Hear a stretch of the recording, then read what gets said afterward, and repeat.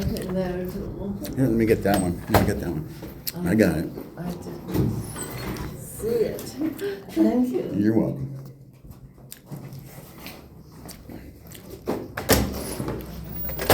I didn't know if you knew it was me. Yes, I did. You're the only one that would swear that.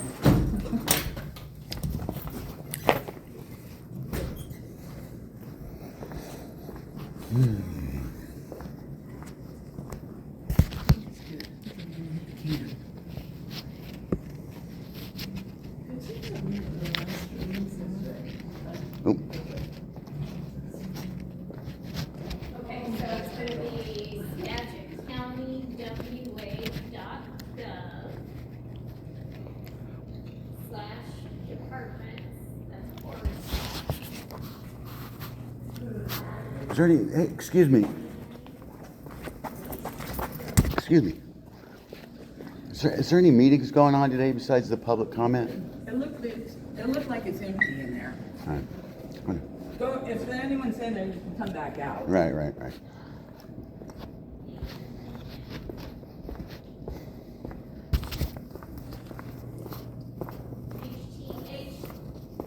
Go ahead. No, T is in Tom. HT, T is in Tom. HT, Tom, M.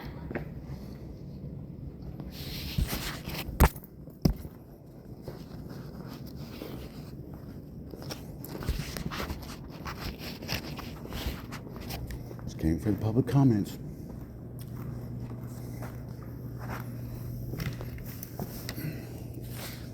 I think she called the police already. Yes, I do. I just would like to know, I'm Anthony Romano. Thank you for the time. I don't know why you guys declared war on me, but you have. Anyway, I'd like to know what that property swap was. Did you ever find out what that property swap was there, Lisa? I received a piece of paper you left at the office. I'm sorry? I did receive that piece of the document you dropped off at Right. the office. Well, and I gave you those ones, what, a year or two ago? Those other ones? A couple of years, yeah. And that fake meeting or whatever you had for me set up. Anyway, I'm here to tell you I'm gonna exercise my rights that came with that property. And if you guys want to falsely arrest me again, you go ahead and call them. You have the neighbors call them, because I know you got your bird dogs out there, watching it. So, and I really know what's going on. I'd like to know also what was that meeting last Tuesday with the Corps of Engineers? What was that meeting? A lot of awareness. Because it's not on the agenda that I know of. From last week? You were in the meeting. Right, I know I came late, so I don't know what that meeting was called though. What was the Mr. Romano, you can continue to make your remarks. annual food current conditions meeting hosted by Department of Emergency Management? Was that emergency management in there? Excuse me, sir. Excuse me. I'm Patrick. Freedom of speech, man. Freedom of speech, my First Amendment. I'm sorry.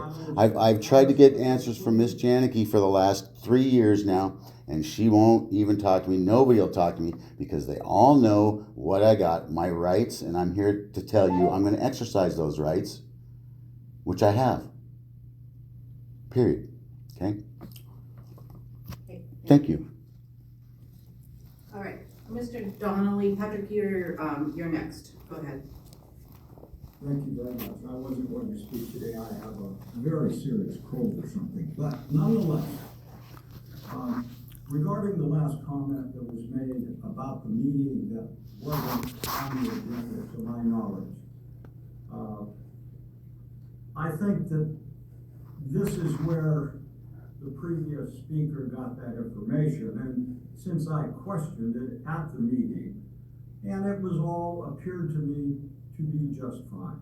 So that's all I have to say, and I pass it on to Tweety. I hope that she gets what she needs out there, which sounds like a whole lot of things, garbage and roads and other things. Thank you very much for your time. Thank you. Loretta, you're up. Thank you very much. Good morning, Commissioners. Thank you, Patrick. A freak, man. This guy is a freak. As you know, I sat in on the Public Works meeting yesterday. First of all, I would like to say thank Freakazoid. you. Can you believe that shit? Pursuing recycling I'm just sitting here in Lake quietly. Kavanaugh. I'm also and Margot are meeting with Amy Lewis of Waste Management this Friday, and I'm hoping that they can help move this project along. For the meeting comments yesterday, it seems that we are all frustrated with the process and had no idea of all that is involved. Commissioner Janicki stated that perhaps the commissioners are not given all of the details or information. Commissioner Browning stating that there seemed to be too many projects in the works with so many uncompleted.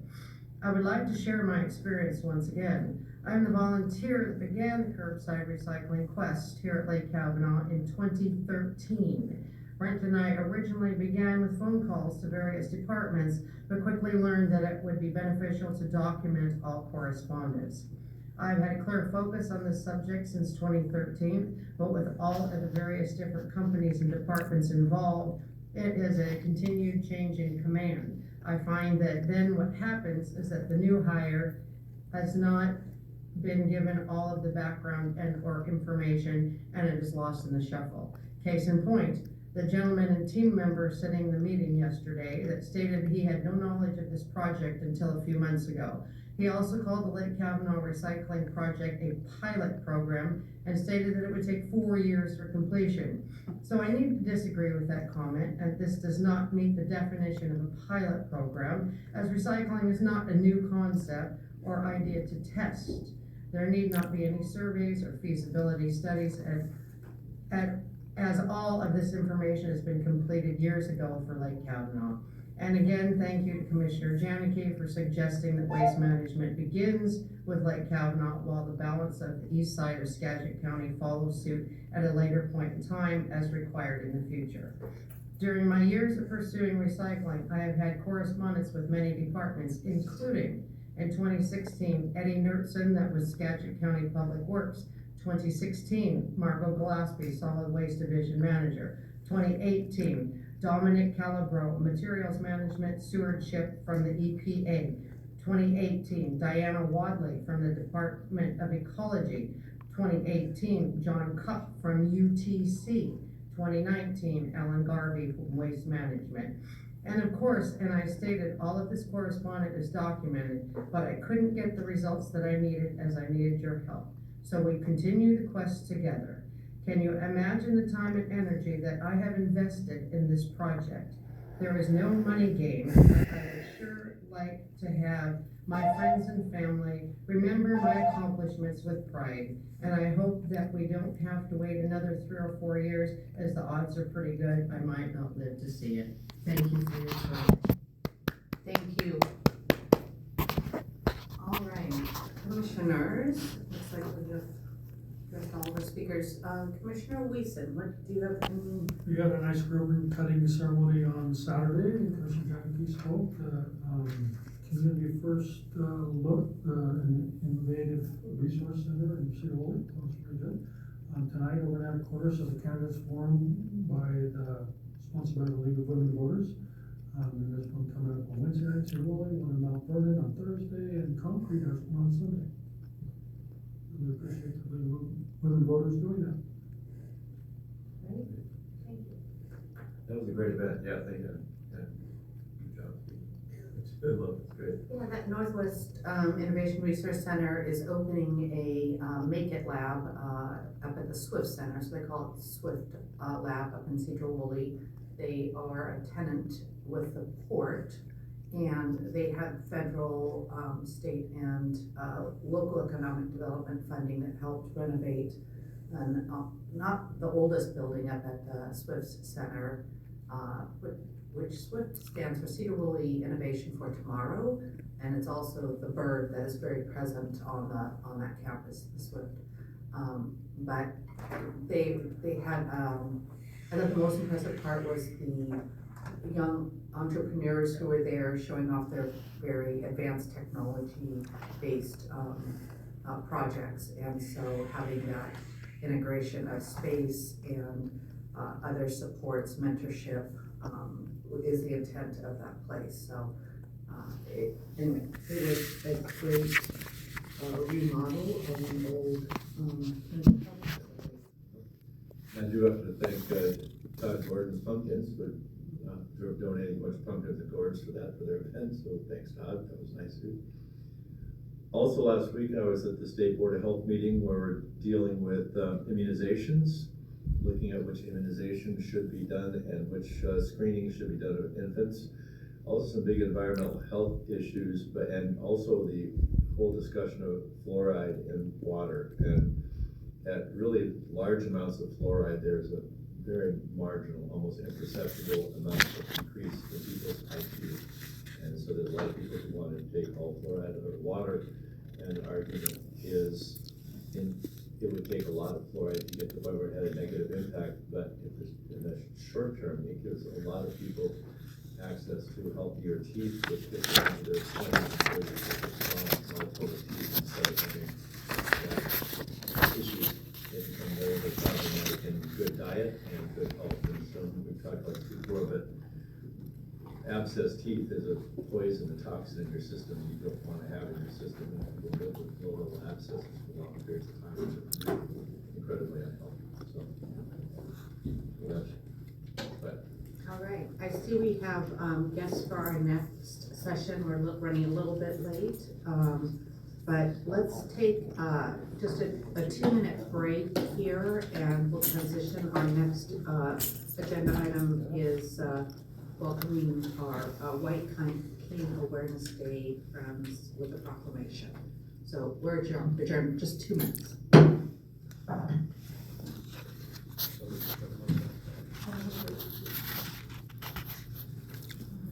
An accessible podium. Put that on the list. They can roll up to this one. Okay, I got one question, thank you. if that's all right. It's not a bad question. I just want to be able to use the computers because my computer's crashed and they're not allowing me to use the computer that's public. Who is planning to speak for the White Cane Awareness? Are you? I am, my husband Andy, and Roger Okay, Dalton, so the three of us. that's great. You might want to move towards the front. And Rebecca just asked about accessible spots. I just didn't know if you preferred seated or standing, but we can, either way it works. Okay, well, probably standing, it's Okay. fine. All right, that's great. Okay, yeah, he wants us to go on up. So if you're not speaking, you can, and you're with our crowd, why don't you come up to the front on your way? Whatever, however you're comfortable. Did you leave a bottle? Yeah, I'm leaving that one there. Okay. It's not a bottle. So if we have the people who are speaking right here, and then here's a whole big row right up front. For those of us who are not Oh, speaking. you're speaking, aren't you? No, just the three of you. Just the two of us. Two. Oh, Well, that could be a song, right? Just the Huh? two of them. You said Roger. oh, I'm sorry, I didn't mean Roger's speaking. Roger and, Isn't Roger speaking? no, I didn't think you were. want. You can talk. Sure. I don't know what I'll say. Okay, but no. aren't you? Okay. Yes, get over I'm here. for the other one, I'm the diabetic. Which is also part of working with the blind. Okay. Yes,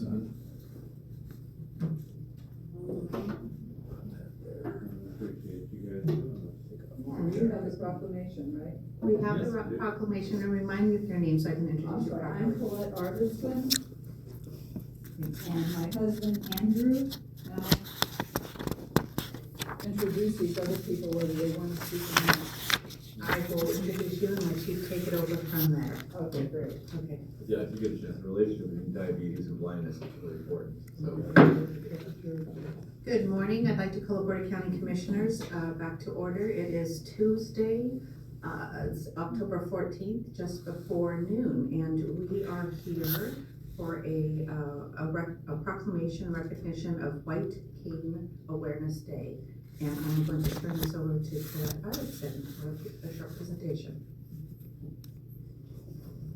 Is the microphone? That's Yeah, already set, so you don't have to just- touch I don't it. have to do anything, They're okay. set for the video recording, so. Okay, thank you very much. I'm Colette Arvidsson, and I'm president of the Anacortes Lions. And I also serve on the multiple District 19 Lions Knights of the Blind Committee, as well as the Washington Council of the Blind Committee for Families. So, we're really excited about the fact that your commissioners, our commissioners of Skagit County, I think this is our third year of being able to acknowledge and proclaim White Cane Day because of its importance. And for those who don't know, I'm going to let my husband, Andy, who also happens to be the president of the Washington Council of the Blind, talk about that. But basically, the Lions is the largest international humanitarian service organization in the world with 1.4 million members. But one of our key global causes is to prevent avoidable blindness, but to improve the quality of life for people who are blind or low vision. And that's the focus that we're really taking on this year, even more than ever. It's been 100 years since Helen Keller challenged Lions to be Knights of the Blind and join her in her crusade against darkness. And when she said that, even though she said a lot about preventing avoidable blindness, which 100 years ago, there were a lot of things that could be done and can still be done. Dealing with diabetes and helping with that is also one of those issues, since diabetes is one of the key reasons for blindness in the United States for working people, working age people, shall we say. But the other piece that she talked about was to improve, I'll get my words right here because I want to use her words, to improve the economic value of every blind person and restore the joy of normal activity. And we can only do that, and one of the reasons that as members of the Council of the Blind, we also join with the Lions is because Lions made the commitment, but in today's days of HIPAA and privacy guidelines, it's really hard for Lions sometimes to find blind people, especially when only 2 to 4% of them are using a cane or a dog. So we don't know that they're blind. It's our friends who are kind of stumbling into things, but don't want you to realize that you should be getting rid of their car keys.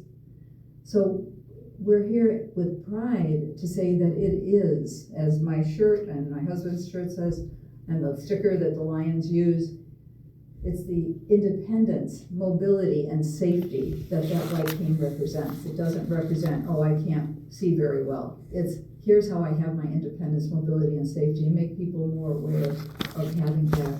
And to do that, one of the things that we've worked with the Lions, with our senior center, and with the people throughout Skagit County, as well as Island County, is with our blind, our low vision group at the senior center that meets every month. And we've got brochures on that.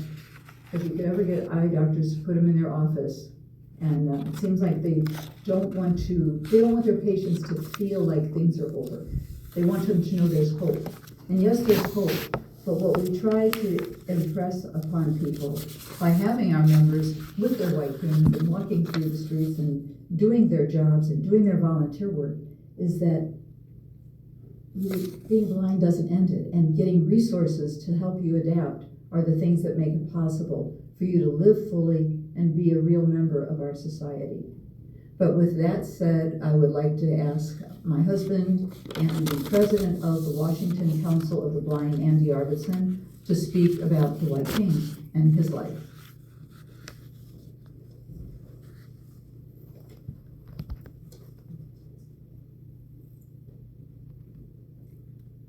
Good morning. I'm Andy Arvidsson. I was born sighted, and in my late 20s, because of diabetes, started losing my eyesight. Grew up in Cedro Woolley, and when I called to get help about traveling blind, they took me to Seattle. Put a blindfold on me, hand me a white cane, and said, okay, let's go. What an experience. Because I grew up logging and construction, I can walk straight lines, thank God. But learning how to cross busy streets, learning how to walk busy sidewalks with white cane is interesting. People think if you're blind, you can't do things. Every time you get on a Boeing 737, guess what? 7,000 pieces of that plane are made by blind and deafblind people. It's not the ones that make it crash. They're mechanical pieces. They're not seat belts. They're not seat cushions. They're actually mechanical pieces made by machine shops and all kinds of stuff. The reason iPhones and other smartphones are so accessible is because of blind people. A lot of people at Microsoft are blind that build this stuff. I remember growing up, and I knew a blind guy growing up, and I went to school with a blind girl, and people thought they would not be able to work. They did. They used white canes. White cane, to me, is a mobility tool. It's like a GPS system in your car. It helps you get where you're going. But with a white cane, I use a guide dog more often than a white cane, but with a white cane, it can feel curves, it can feel staircases, it can feel holes in the sidewalk, it can, all that kind of stuff. It can tell you whether you're walking off the sidewalk into the traffic, if there's a curve. Sometimes, I remember walking on Rainier Avenue back in 1984, and I was walking down the sidewalk, and it was on a curve, and I didn't realize it was on a curve, and I was at a gas station, and next thing I know, I'm in 3 lanes of traffic. But because I had a white cane, nobody ran over me. Thank goodness. It helps you get around so that you know where you're going. You can tap the side of a building and find doorways. With a dog, it's much easier. You can tell them where to go, and they'll go there if you give them the right directions. The white canes, I find it interesting that most people today in the public don't really understand what a white cane is. If sometimes when I'm using my white cane instead of my dog on a harness, they'll say, "Are you a pole walker?" I said, "No, I'm a blind walker." I think the general population has lost reality to what white canes really are. And so by making proclamations and by making appearances, and Colette and I and a whole bunch of other people around the state have been going into 3rd grade classes trying to educate 3rd graders about what white canes are all about and what blindness is all about. I find it easier to teach a 3rd grader than an adult. They're open and willing to understand, and then they go home and tell their parents. We had a blind person in our class today with a white cane. I keep reminding kids that in the driver's manual, when you study the driver's manual to get your driver's license, there's a page in there, I can't remember the page off the top of my head, but I used to. It says if you see a person with a white cane or a guide dog, you must stop. Pedestrians are supposed to have the right of way. But most drivers don't think so anymore. I've known several people, including myself, that have been hit by vehicles with white cane. Mine wasn't I wasn't in a crosswalk, I was actually on a sidewalk. I just like to know that, like people to know that we're not disabled. White cane makes us more able instead of disabled. Because it helps us get around, it helps us do things, and become a general part of the population like everybody else. The only difference is we can't see. Other than that, I still teach. I'm a martial artist. I teach martial arts. I get around pretty well for a blind guy and an old guy. So I would like the general population to know that we're just part of society too. If you don't think you have a disability, look in the mirror. None of us are perfect. The reason I say that is when I was growing up, I had perfect eyesight. Diabetes took that away. they used to come around to our grade schools and do these eye charts, and I would read the bottom line where the eye chart came from. I could see that well. And now I see very, very little. I can tell whether it's day or night. But we just want the world to know that we're part of you. Please don't keep us apart from. Let us be part of society like anybody else. Anyway, thanks. Thank you so much for sharing your story.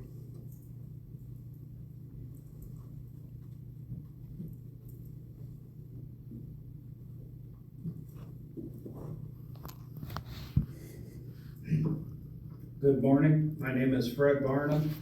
I'm the Vice President of Skagit County and Island County Council of the Blind. What I would like to say, what the white cane does for me, it makes it easy for me to take the Skagit County transit system. I can see well enough that I can tell there's 3 people there, somebody over there, but I can't see your faces, and I can't see the depth of the stairs on the bus. And so I have to have a cane to get around. I can't drive. The worst fear for me was when my eyesight, when I became legally blind, I could not drive. So the cane has given me back some independence. Really, that's all I have to say, with the exception of, if you out there are looking at this presentation, I would encourage you, if you are blind, legally blind, or even low vision, to contact us. And my personal phone number is 360-770-7147, and we'll help you get hooked up. Again, thank you very much. Thank you. You guys all have to call us too. Come on, Roger.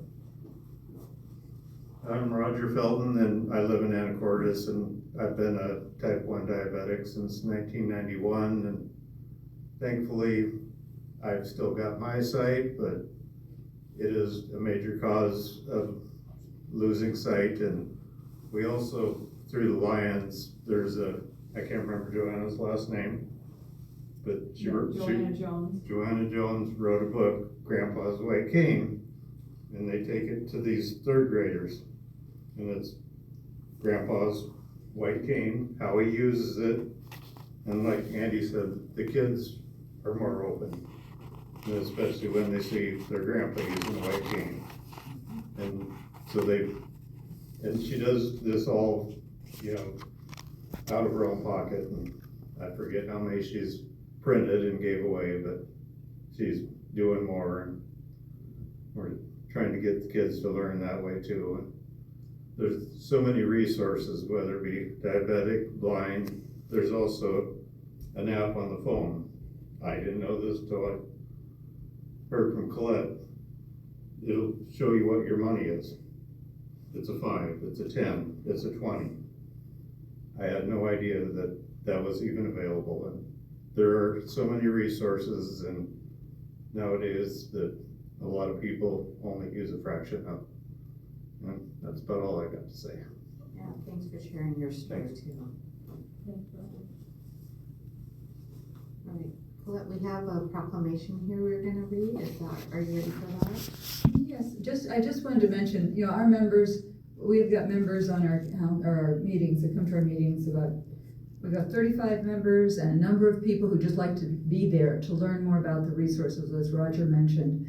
It's knowing that, and one of the things we're trying to tell the kids is, your grandparents, even if they can't see, can use a smartphone because it can connect them. Be My Eyes connects them with over 9 million volunteers around the world who, if you say, call volunteer, it will have them be able to look through your phone without knowing who you are, without breaking your confidentiality, and describe things to you, tell you where you're at, what where your keys are on the floor or what things are going on. They just tell you, be sure not to stand in front of a mirror if you haven't gotten dressed for the day. Could be a bit embarrassing.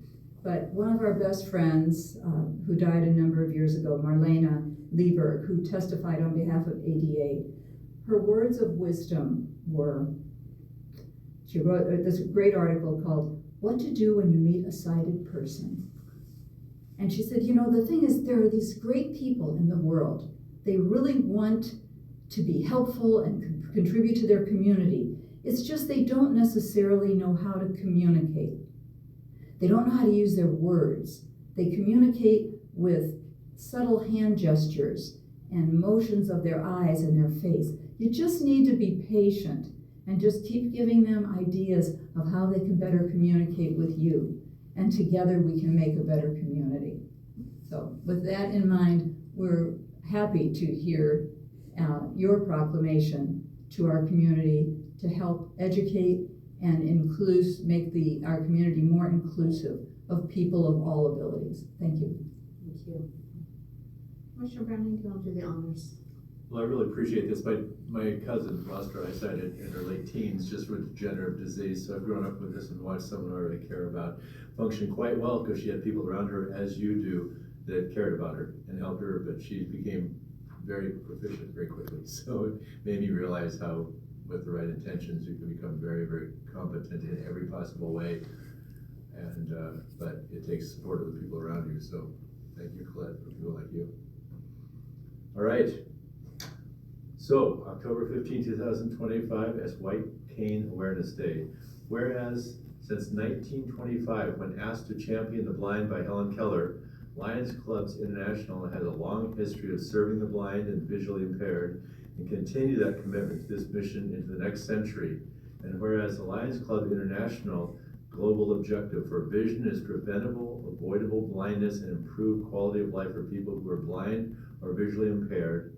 And whereas by joint resolution approved on October 6, 1964, the Congress of the United States authorized the President to designate October 15th of each year as a White Cane Safety Day to recognize the contributions of Americans who are blind or have impaired vision. Today and every day, Lions Club continues their effort to ensure and champion the full and active participation of all Americans, including blind or visually impaired Americans, in every facet of our society. And whereas the white cane, which every blind resident of Skagit County has a right to carry, demonstrates this symbolizes the ability to achieve a full and independent life and the capacity to work productively in competitive employment, and whereas the white cane, by allowing every blind person to move freely and safely from place to place, makes it possible for the blind to fully participate in and contribute to our society and to live the lives they want.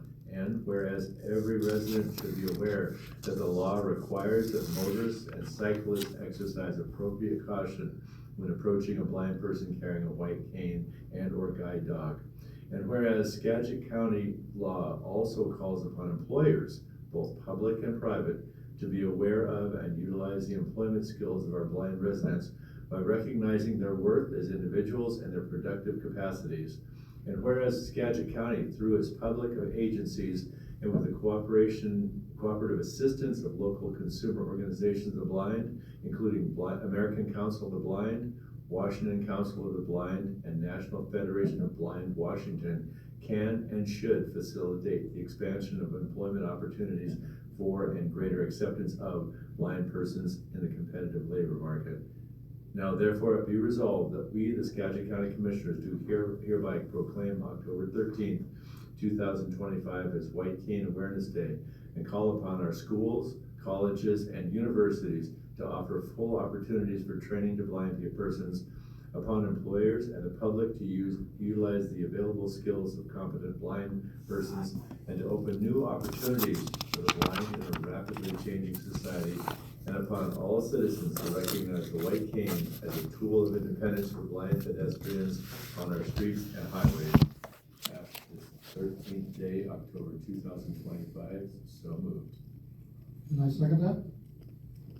All right, it has been moved and seconded to proclaim October 15th, 2025 as White Cane Awareness Day.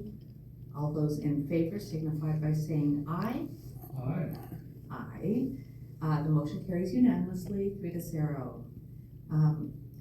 Thank you again. Commissioner Wilson, I can even give you a chance to make Yeah, comments. thank you very much for coming in. I do appreciate you doing this, and it's really helpful to me for your stories and so forth, what you've been able to achieve, and it's not like you're able to do things. And so, They're not sympathetic to my be aware of that, and problem.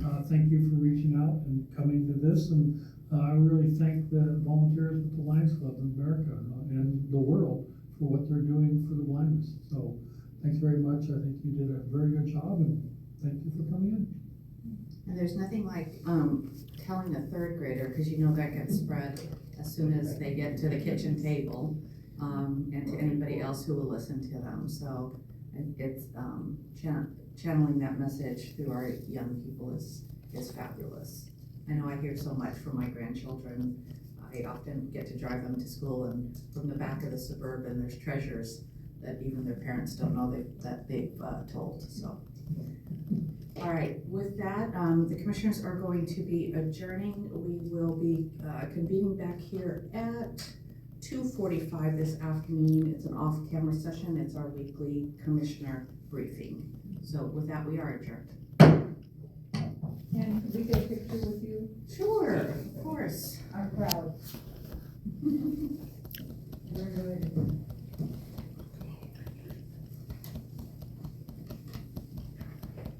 Okay, so it's not the same, but I had cataracts removed earlier last year, and it's amazing how much all of a sudden, and it made me realize how quickly a sight can deteriorate and not know it. You know? And it was.